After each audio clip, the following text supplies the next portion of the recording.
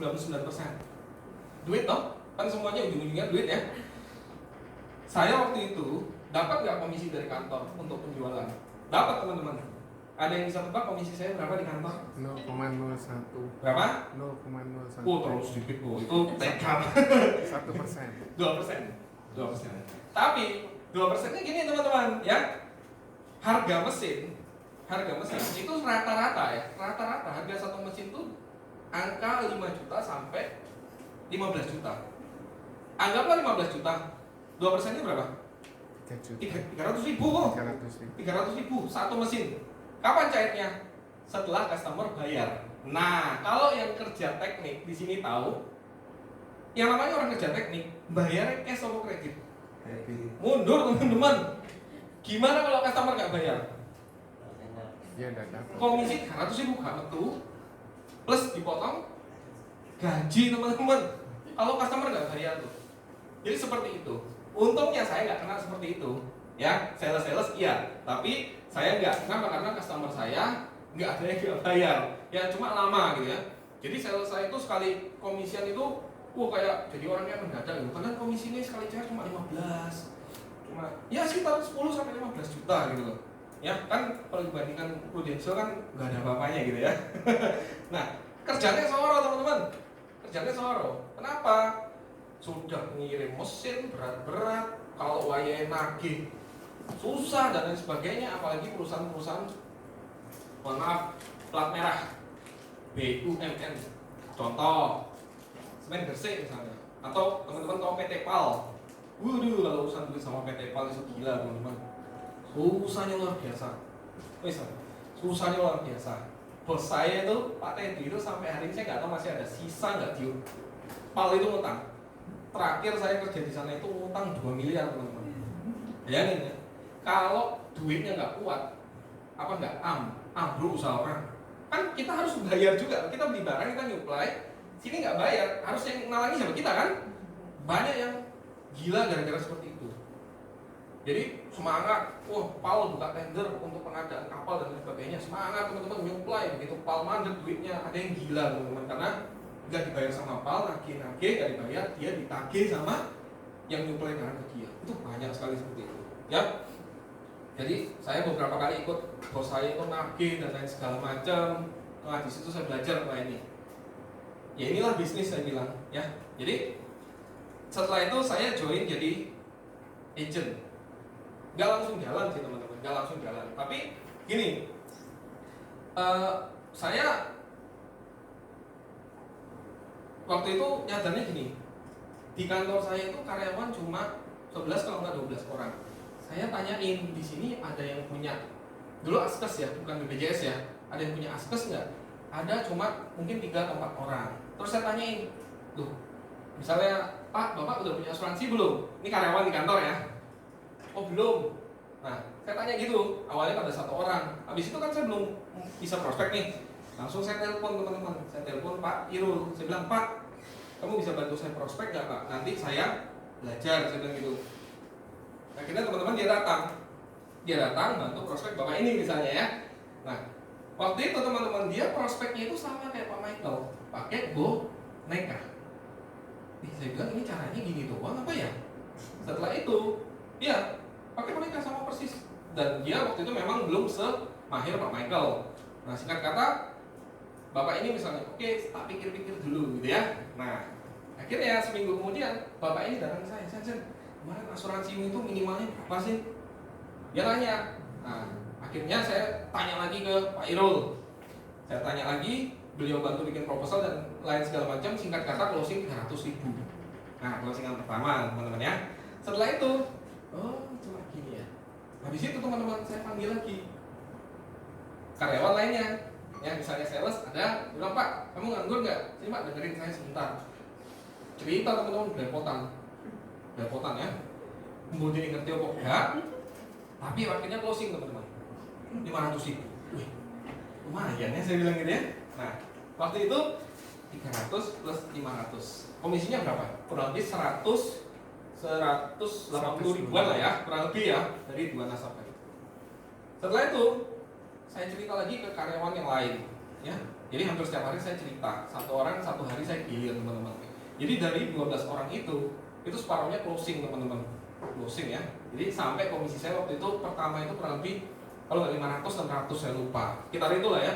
Terus saya bilang, ini top dapat 600 kan lumayan lah ya, ya waktu itu.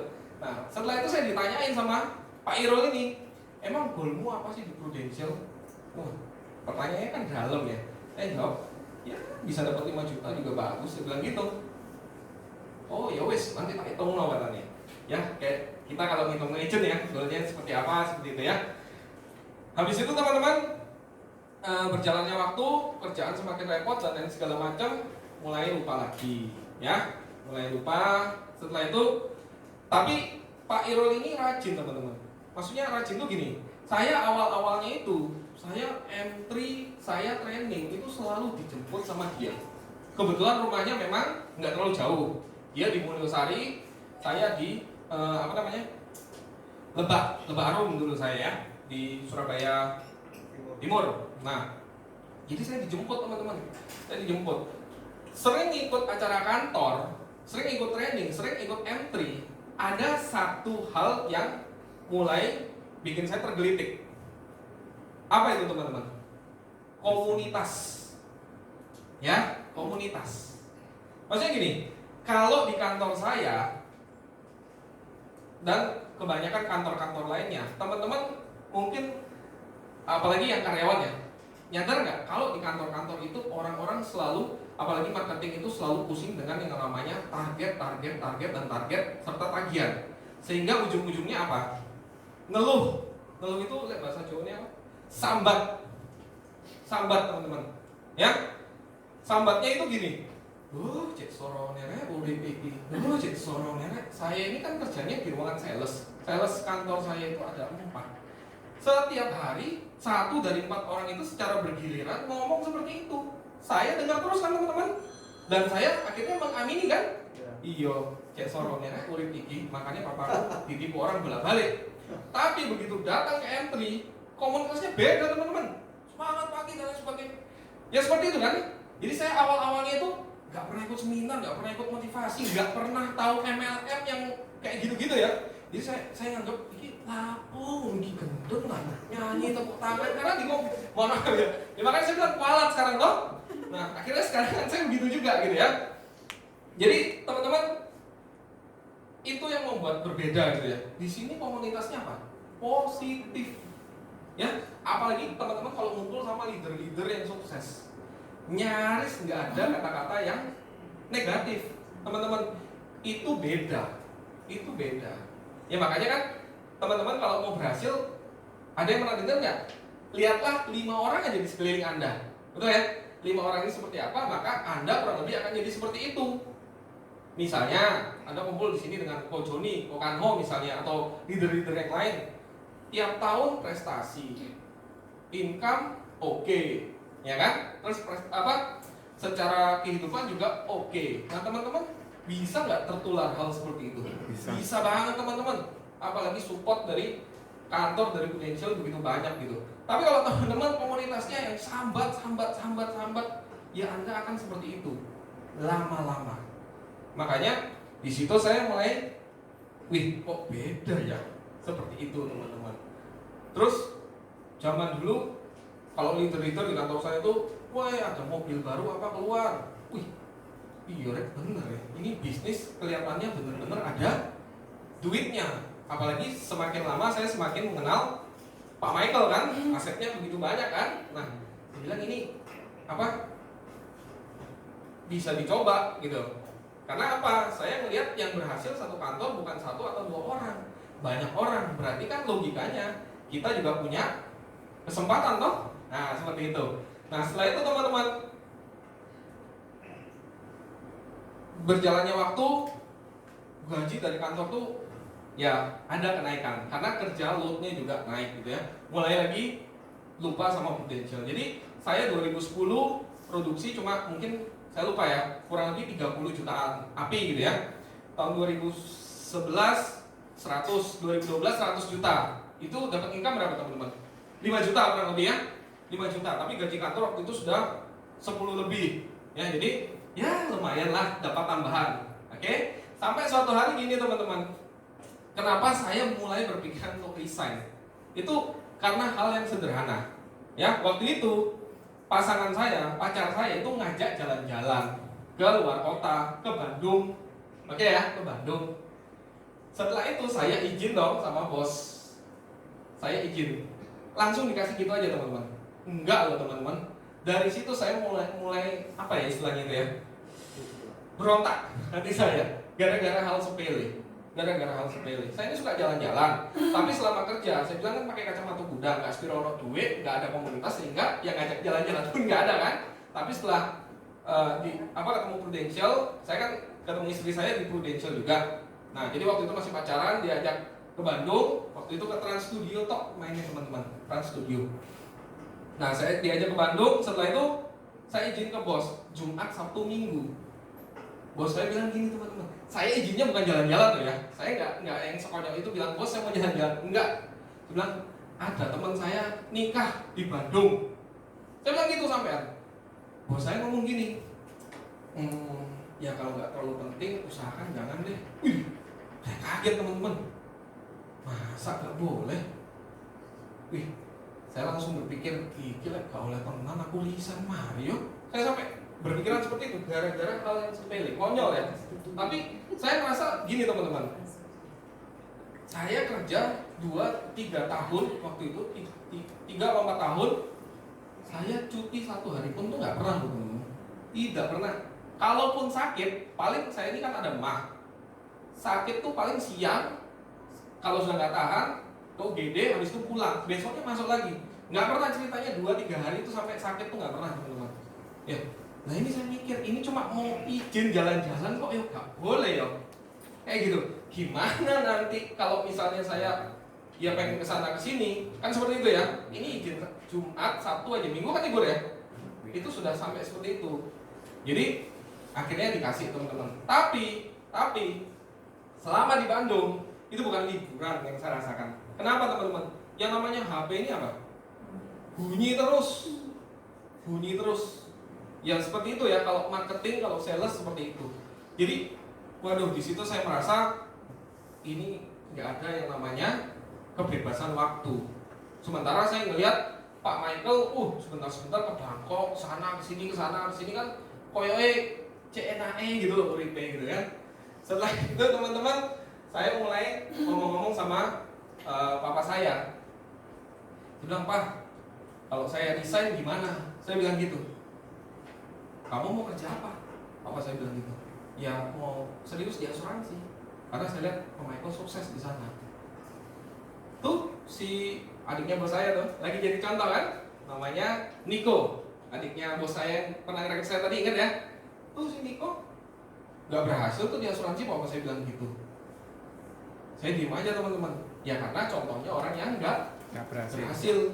Nah, akhirnya ya terserah kamu lah, papa saya bilang. Kamu sudah bisa mikir kok yang mana yang baik, yang mana yang harus kamu ambil, ya terserah kamu lah, putusan tentang kamu. Papa saya ngomong gitu. Mama saya teman-teman, saya nggak tahu ya. Kalau mama itu mungkin karena lebih sayang sama anaknya gini. Apa? Polisi sudah enak digaji gede bla bla bla bla. Tuh kamu lihat Niko jadi apa? Terus kayak gitu teman-teman. Aduh, saya bilang, Mama mau tak saya pergi pagi, pulang malam, liburan susah dan lain sebagainya. Saya bilang gitu. Saya tidak punya istilahnya kebebasan waktu. Saya bilang gitu. Ya terserah kamu lah. Sudah enak-enak kerja kok, mau macam-macam di asuransi yang nggak pasti dan lain segala macam. Ya. Dan dulu yang paling konyol itu gini teman-teman. Karena gaji sudah mulai naik, sudah mulai pacaran, otomatis sering dong ke mall ya. Ke mall. Dulu kalau saya ngelihat anak muda umur 30-an sekian bawa mobil BMW atau Mercy, itu saya pikir mobilnya siapa? Orang tua. Ya, saya nggak percaya umur segitu bisa beli. Saya nggak percaya kayak Pak Michael itu penghasilannya 300 atau 400 juta sebulan. Itu benar-benar saya waktu itu nggak percaya. Sampai saya membuktikan sendiri gitu ya. Nah, tapi makin berkomunitas, ternyata di luaran sana itu peluang tuh banyak sekali teman-teman. Ya, jadi mata saya itu baru terbuka gitu. Sejak kenal asuransi itu mata saya itu terbuka gitu. Maksudnya banyak sekali peluang di luaran sana usia muda tapi bisa sukses. Asal ada satu. Apa teman-teman? Sistem. Iya kan? Kalau bisnis konvensional kan nggak ada sistem, loh. Nggak ada kan? Tapi kalau ada sistem seperti ini, apa yang nggak mungkin? Semua mungkin. Ya tinggal teman-teman pilih tempat yang tepat. Kan seperti itu. Ya. Nah, teman-teman, saya kemarin sempat ikut pelatihan teman-teman. Pelatihan itu kalau teman di sini ada yang CFP mungkin? Ada? Kok ano ya? CFP ya? RFP. Oke. Nah, teman-teman, di sini ini oke banget loh teman-teman. Teman-teman Pak Kanho di sini jelas tulis World Class Agency. Ya, saya setuju banget dengan ini teman-teman. Kenapa? Karena hari ini agent yang paling banyak di luar sana itu agent mana teman-teman? Prudential. Musuh kita dalam tanda kutip ya, itu bukan agent perusahaan lain, agent Prudential. Makanya teman-teman, kalau kita nggak jadi world class agent, lama-lama kita akan pelan-pelan tersingkir teman-teman. Nah, makanya saya tergelitik gitu. Pak Michael ngajak saya, kamu mau tak ikut apa? Saya dikasih broadcast gitu ya, pelatihan money management spesialis dan lain segala macam. Nah, setelah itu saya bilang berapa Bu? Ya ini cukup mahal teman-teman ya, lumayan lah ya, 9,5 juta. 9,5 juta. Nah, tapi saya mikir gini teman-teman, yang namanya bisnis itu kita harus investasi dong. Ya, bohong kalau bisnis itu nggak ada modal. Ada ya, ada. Apapun modalnya itu pasti ada modal. Nah, saya berpikir gini, kalau kita biasa-biasa saja, jujur saya jadi agent itu lama teman-teman, 4 tahun saya jadi agent baru naik UM, itu pun dengan pas-pasan. Bangun tim 2 kali, hancur, pindah ke asuransi lain semua ya. Jadi dulu rasanya saya sudah pernah sharing di sini. Saya 2 kali ya teman-teman saya rekrut sampai lumayan gede gitu ya, sampai pentolannya itu bisa beli mobil ya Prudential. Saya merit, saya beberapa bulan nggak kesana, dicolek sama asuransi lain dan pindah teman-teman, sampai keturunan di bawah melok kabeh. Ya, dan nasabahnya yang dahsyat tuh nasabahnya teman-teman di withdrawal semua, ya sisain 1 juta, akhirnya apa? Lapse. Yang saya bingung nasabahnya mau teman-teman. Kata-kata mereka itu pintar. Ya kenapa saya bilang gitu?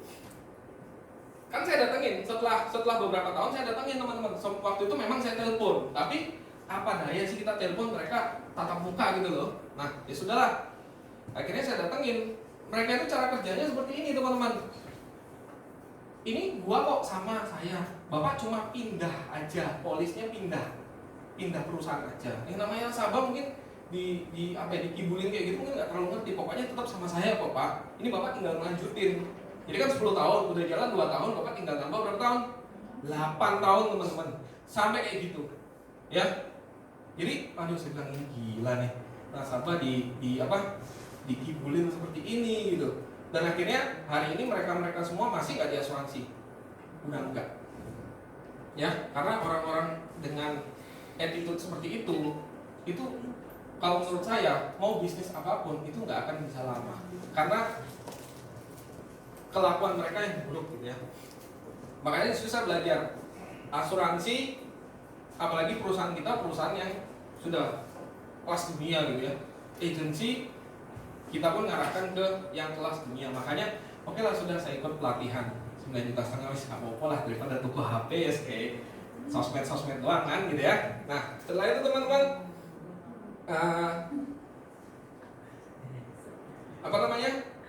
nih saya baru belajar seperti ini, digital financial planning. Nah maksudnya apa? Hari ini kan ini bisa ya? Freeze. Oke.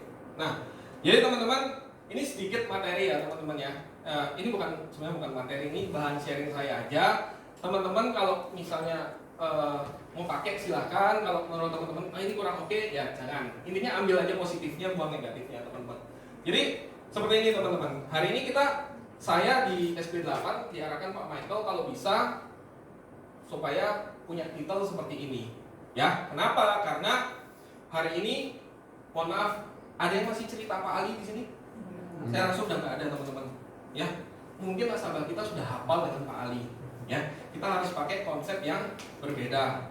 Ya, nah kalau teman-teman pasti kenal lah Frankie atau Anthony kan rusuhnya gede-gede. Saya juga belajar dari mereka gitu ya, seperti apa. Terus saya punya teman juga di SB7, ternyata mereka juga belajar seperti ini, financial planning gitu ya. Nah, maksudnya apa sih yang diajarkan seperti ini?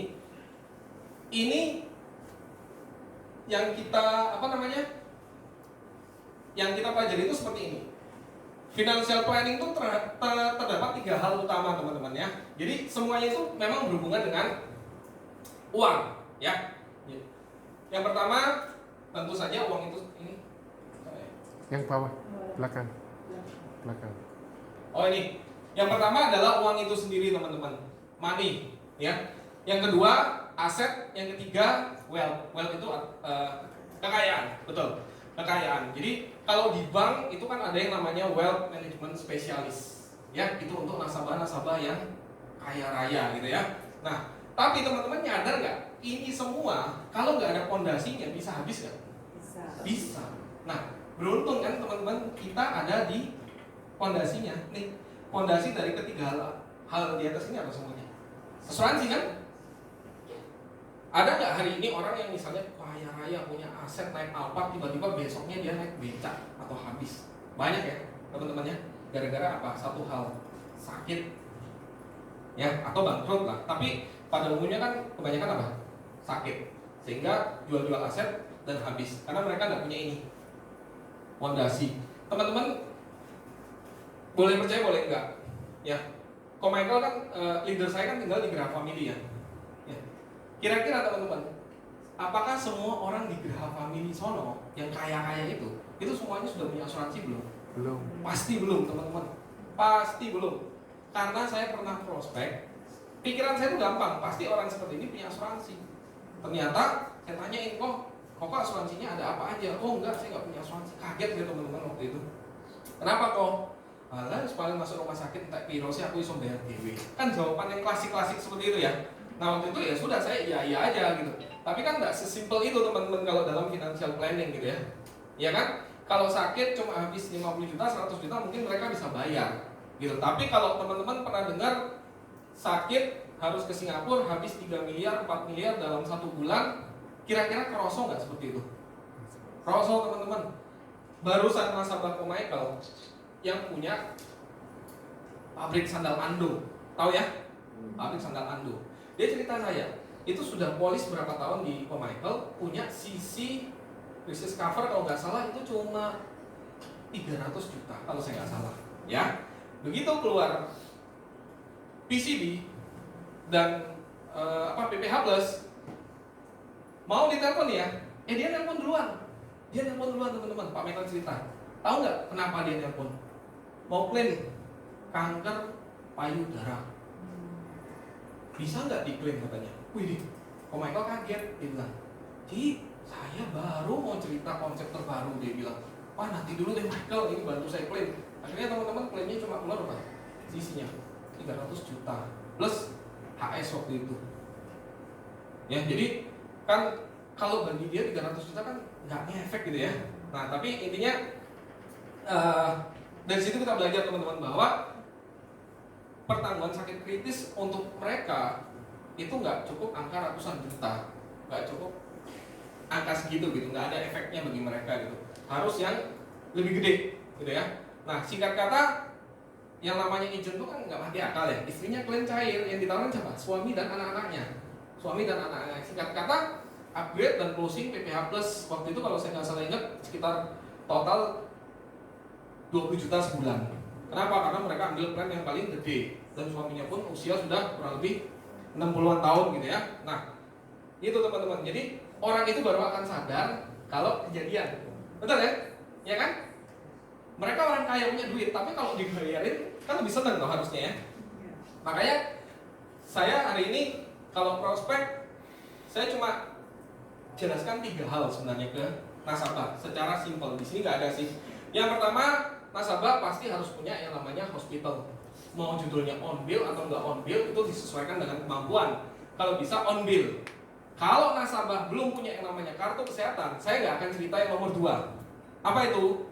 Perlindungan income protection atau CCB ya.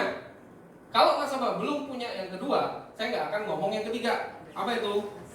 Yes, proteksi aset. Tapi kalau dalam money management kita nggak boleh bilang paper aset. Saya nggak tahu kenapa. Karena itu bukan paper aset katanya. Ya sudahlah, apapun itu bahasanya teman-teman sesuaikan ke nasabah gitu. Tapi intinya saya cuma jelaskan 3 hal: kesehatan, sakit kritis, dan warisan. Ya, jadi kurang lebih seperti itu teman-teman. Nah, setelah itu, ini kalau dalam money management spesialis itu kita ada yang namanya 3A teman-teman. Ya, kita ini sebagai agent. Nah, sebagai agent itu apa sih? Hubungan profesional kita dengan perusahaan. Siapa dalam hal ini? Prudential. Ya. Jadi tugasnya seorang agent itu apa sih sebenarnya? Simple teman-teman nih. Nah, sebagai seorang advisor. Jadi 3A, agent dan advisor.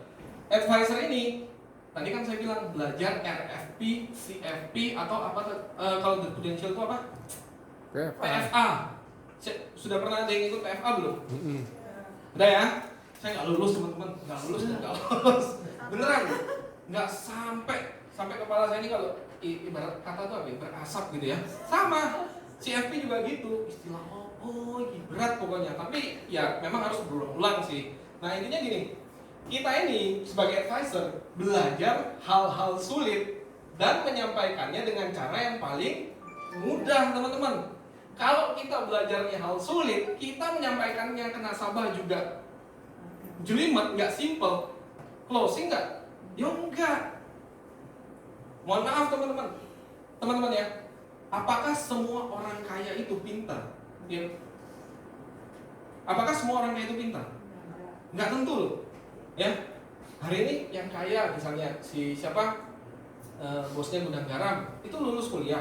Enggak, lulus SD mungkin SMP dan seperti itu ya. Tapi kenapa bisa kaya? Kan seperti itu. Maksudnya gini, kita sudah belajar hal yang sulit, kita konversi ke hal yang simple. Ya, hal yang simple. Maksudnya gini, apakah kita perlu ngomong ke nasabah ini CCB dan lain segala macam apa secara istilah-istilah? Kan nggak perlu toh. Kita cuma menyampaikannya dengan cara apa? Ini proteksi untuk aset, keluarnya saat seperti ini, saat seperti ini, gitu kan? Nah pokoknya kan orang kaya itu kalau bisa gini loh. Kebanyakan, kalau teman-teman belajar DISC, dominan, intim, stabil, cermat, kalau saya lihat ya, orang-orang kaya, bos-bos itu selalu ada di dominan dan intim, kebanyakan. Kalau orang dominan apa teman-teman? Nggak suka basa-basi kan? Ya, sering nggak kalau misalnya ke rumah orang kaya, to the point aja lu mau ngapain? Kurang lebih seperti itu ya. Orang dominan, ya. Dan orang dominan tuh tidak suka hal yang ribet, yang bertele-tele. Michael Alvin, leader saya itu orang dominan. Jelasin aja bulat-bulat gitu dia nggak bakalan dengerin deh. Maksudnya yang simpel aja. Mau apa misalnya? Misalnya hal simpel ya. Chan, kamu kalau beli tiket di mana? Saya bilang di Traveloka atau di tiket.com. Murah yang mana? Wah tergantung promonya. Promo yang seperti apa? Saya disuruh ngajarin teman-teman. Wah tuh terlalu ribet. Ujung-ujungnya apa? Terus kan bantu tuh kok naik. Kayak gitu teman-teman. Ya, jadi kan menurut mereka itu hal yang ribet. Yang simpelnya seperti apa sih? Nah, itu kita belajar untuk kita menyampaikan dengan mudah seperti itu konsep. Jadi kemarin teman-teman MDRTD ada yang ikut nggak di Jakarta dari sini?